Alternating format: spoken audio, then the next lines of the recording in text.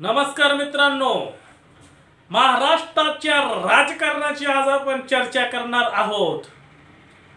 महाराष्ट्रातील सध्या सोशल मीडियावर चर्चेला जाणारं सर्वात मोठं एक नाव म्हणजे आदरणीय प्रकाश आंबेडकर साहेब।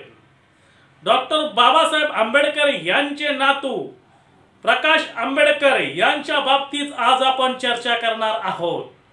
महाराष्ट्रातील सुमारे 7% मतदान वंचित बहुजन आघाडीकडे आहे। या 7%च्या मतदानामुळेच काँग्रेस राष्ट्रवादीच्या मागील लोकसभा आणि विधानसभा निवडणुकीमध्ये अनेक उमेदवारांना धूळ चारली आहे। अनेक उमेदवार विजयी होता होता वंचितच्या मतांमुळे हे उमेदवार पडले आहे। त्यामुळे निश्चितच महाराष्ट्रात वंचित बहुजन आघाडीची एक मोठी ताकद आहे। माननीय प्रकाश आंबेडकर साहेब यांनी काँग्रेस संघ युती करावी असे अनेकांचे मत आहे। देशातील भाजप सरकारला रोखण्यासाठी प्रकाश आंबेडकर महाराष्ट्रातील एक हिरो ठरू शकतात असं मत अनेक पत्रकार त्याचबरोबर सोशल मीडिया त्याचबरोबर अनेक विश्लेषकांनी म्हटले आहे। परंतु प्रकाश आंबेडकर का करत नाही काँग्रेस संघ युती, त्यामुळे आज आपण यावर चर्चा करणार आहोत। प्रकाश आंबेडकर अत्यंत हुशार असं नेतृत्व आहे। प्रकाश आंबेडकरांना निवडून येण्यापेक्षा येथील व्यवस्थेमध्ये या व्यवस्था जाणून घेऊन या व्यवस्थेमध्ये आपला हक्काचा वाटा महत्त्वाचा आहे। प्रकाश आंबेडकर असे एक नेते आहेत, त्यांना स्वतःचा फायदा त्यांनी कधी बघितला नाही।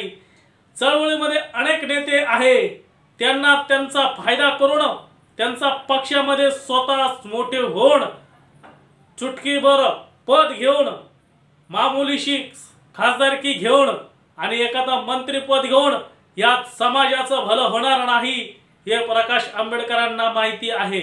महाराष्ट्राच्या लोकसंख्येमध्ये दलित मतदारांची लोकसंख्या ही सुमारे 15 ते 16% आहे। त्यातल्या त्यात डॉक्टर बाबासाहेब आंबेडकर यांच्या समाजाची लोकसंख्या या महाराष्ट्राच्या 10% आहे। या महाराष्ट्रात नवबौद्ध बौद्ध हिंदू महार समाजाची लोकसंख्या 10% आहे, तर येथील राज्याच्या राजकारणामध्ये 10% वाटा मिळणं अपेक्षित आहे असं प्रकाश आंबेडकरांचं वैयक्तिक मत असू शकतं। कारण की लोकशाहीमध्ये ज्यांची तितकी संख्या त्यांचं तितकं मत त्यांना तितकंच वाटा असं लोकशाहीमध्ये म्हटलं जातं। म्हणून या समाजाला कमीत कमी 10% वाटा मिळणं गरजेचं आहे। त्याचबरोबर 288 विधानसभेच्या जागा या ठिकाणी राखीव आहेत, म्हणजे कमीत कमी 28 एका समाजाचे उमेदवार निवडून यायला हवेत। त्याचबरोबर लोकसभेच्या सुमारे 4 जागा तरी मिळायला हव्या। हे झालं एकतर्फी। त्यानंतर वंचित बहुजन आघाडीमध्ये दलिताबरोबर ओबीसी आहे, मुस्लिम आहे, इतर मराठा समाज आहे, अनेक समाजाचे जाती धर्माचे लोक वंचित बहुजन आघाडीमध्ये आहे। तर वंचित बहुजन आघाडीला महाराष्ट्राच्या राजकारणामध्ये तेवढा वाटा काँग्रेस राष्ट्रवादी किंवा जो पक्ष युती करत आहे तो वाटा देणार का, यावर सर्व गणित आहे। म्हणून प्रकाशजी आंबेडकर नुसती युती नाही तर आमच्या हक्काचा जो वाटा आहे त्या वाटा मिळण्यासाठी प्रयत्न करत असतात। परंतु काही पत्रकार काही राजकीय विश्लेषक मात्र प्रकाश आंबेडकर यांच्यावर टीका करत असतात। त्यांनी काँग्रेस संघ युती करावी असं वारंवार म्हटलं जातं, परंतु ही युती कशी असायला हवी, ही युती सन्मानाची असायला हवी। संबंधित पक्षाने सन्मान देऊन लोकसंख्येच्या प्रमाणात मतांच्या प्रमाणात जर जागा दिल्या तर युती होईल। परंतु मला नाही गरज तू चेहरे दादा माझ्या मागल्या अशा पद्धतीने हे पक्ष करत आहे।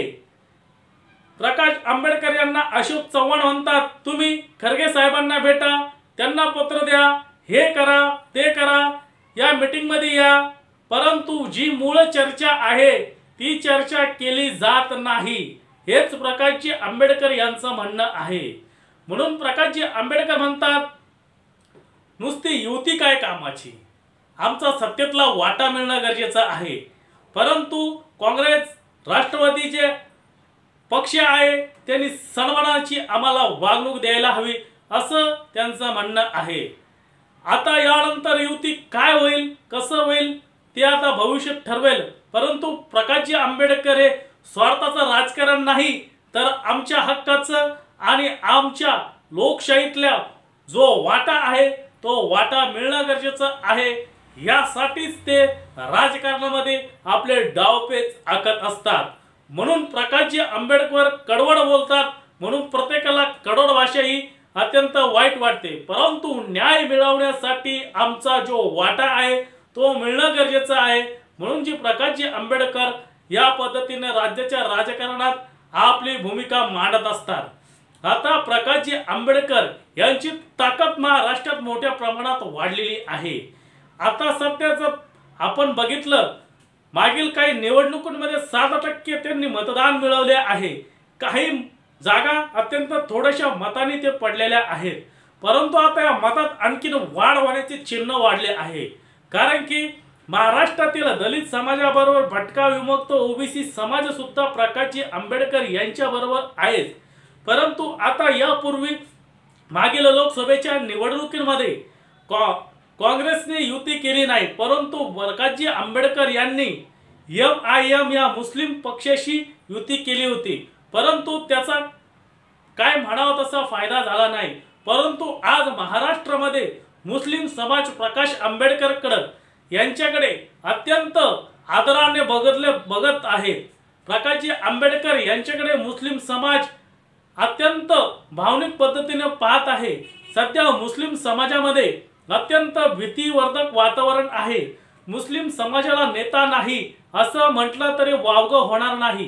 कारण की प्रकाशजी आंबेडकर औरंगाबाद या ठिकाणी औरंगजेबच्या कबरीवर जाऊन महाराष्ट्रामध्ये ती डेअरिंग करून दाखवली. त्यामुळे मुस्लिम समाज हा प्रकाश आंबेडकरकडे यांच्याकडे वळण्यास मोठ्या प्रमाणामध्ये हा प्रयोग यशस्वी झाला आहे.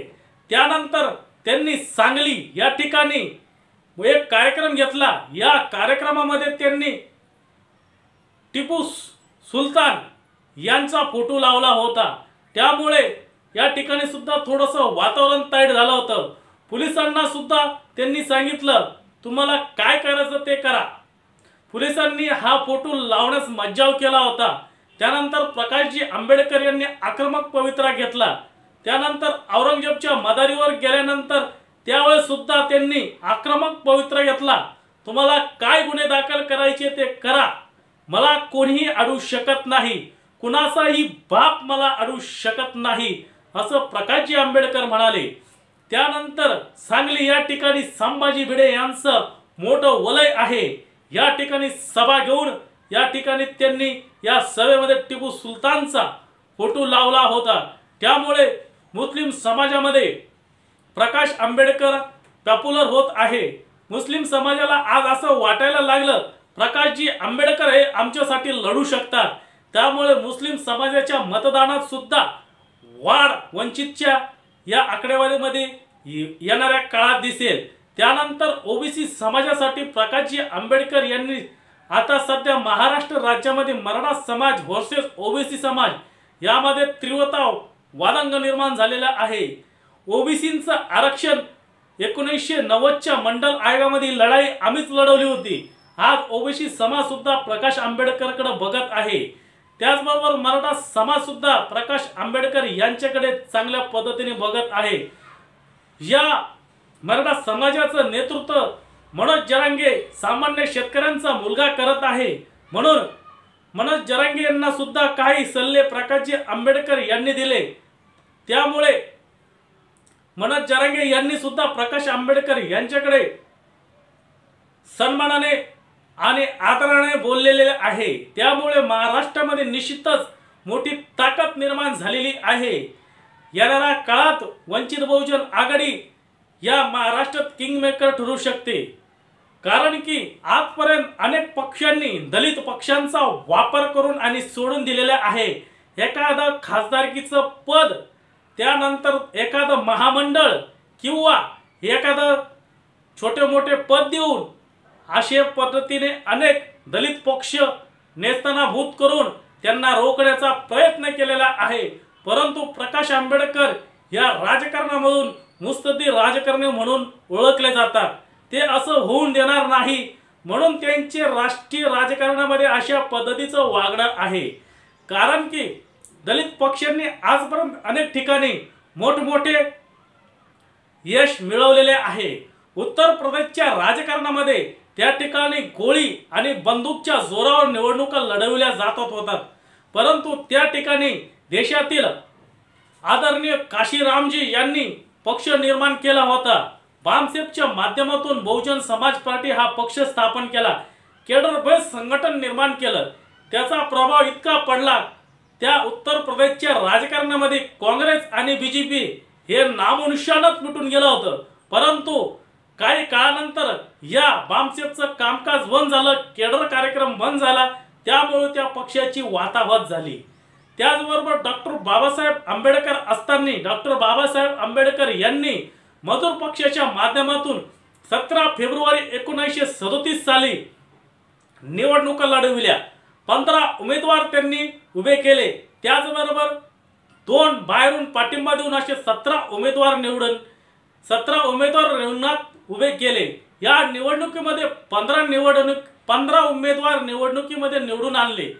त्यानंतर त्यांनी 1952 साली शेड्यूल कास्ट फेडरेशन हा पक्ष स्थापन केला। त्यामध्ये त्यांनी 12 उमेदवार हैदराबाद, मद्रास, मुंबई अशा अनेक ठिकाणाहून 12 उमेदवार निवडून आणले। अशा पद्धतीने ताकद डॉक्टर बाबासाहेब आंबेडकर असतानाच एवढी मोठी ताकद होती। त्यामुळे येणाऱ्या काळामध्ये अनेक पक्ष स्थापन करून राष्ट्रीय राजकारणामध्ये ठसा उमटवण्याची ताकद दलित पक्षांमध्ये आहे। बहुजन समाज पक्षाने 4 वेळेस मायावती मुख्यमंत्री झाली आहे। त्यामुळे देशातील सर्वात मोठा राज्य असलेल्या राजकारणामध्ये स्वतःच्या बेसवर मायावती 4 वेळेस मुख्यमंत्री झाली। त्यामुळे यासाठीच प्रस्थापित मोठे मोठे पक्ष दलित पक्षांना मोठे होऊन देत नाही। थोडा मोठा जरी झाला, एखादं खासदारकीचं पद, एखादं महामंडळ देऊन ते पक्ष दाबण्याचा प्रयत्न करत असतात। या अशा परिस्थितींना सामोरे जाण्यासाठी प्रकाशजी आंबेडकर सक्षम नेतृत्व आज बघितलं जात आहे। म्हणून प्रकाशजी आंबेडकर यांचं राजकारणात वागणं हे कुणाला पटत नाही। आमच्या ताकदीनुसार, आमच्या लोकसंख्येनुसार आम्हाला वाटा मिळाला पाहिजे, हेच महत्त्वाचं आहे। म्हणून 1-2 जागेवर प्रकाशजी आंबेडकर हे या गोष्टीला तयार होत नाही। त्यामुळे प्रकाशजी आंबेडकर येणाऱ्या कार्यकाळामध्ये महाराष्ट्राच्या राजकारणामध्ये नवीन ठसा उमटून सगळ्या प्रस्थापित राजकारणाला शह देण्यासाठी, प्रस्थापित राजकारणाच्या बरोबरीने मोठा पक्ष निर्माण करण्यासाठी प्रयत्न करत असतात। येणाऱ्या कार्यकाळामध्ये वंचित बहुजन आघाडी ठरवेल तोच पक्ष सत्तेत राहील, किंवा येणाऱ्या काळात असंच कामकाज जर राहिलं तर वंचितचा मुख्यमंत्री झाल्याशिवाय राहणार नाही। आज आपण प्रकाशजी आंबेडकर यांच्या राजकारणाबाबत आज आपण चर्चा केलेली आहे।